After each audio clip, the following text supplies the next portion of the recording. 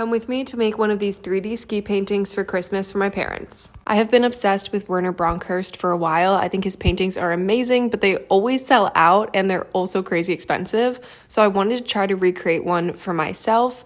I started with some acrylic modeling paste and I've never worked with this before, so I didn't really know how it was gonna go, but I just covered my canvas in it and then tried to create ski lines and create some 3D snow. This was a lot more difficult than I thought it was going to be because you really have to start from the top and go down or else it just looks terrible. So this took me quite a while. I was also outside in New York in November, but eventually I got something that I was happy with and I left it outside to dry. Of course, because it was so thick, as it dried, it cracked on top. So when I came back, it was not looking great.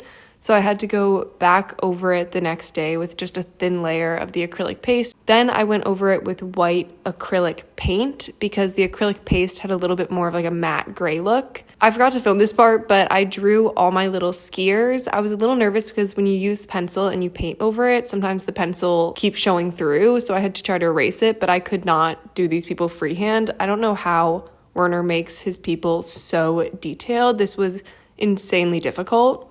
I honestly forgot to film most of this process, but slowly over the course of a few weeks, I added in all of my little people, I painted my entire family, and then my final step was to add in trees. I almost gave up on this because I was just so tired of painting, but I'm really glad that I added all of the trees in. They came out looking so good. I added in all of my shadows, and this is how it was looking once I had completed everyone. I added my signature as the final step. I did that in just white paint and made it 3D as well. And this is the final painting. My family loved it, and I'm so happy with how it turned out.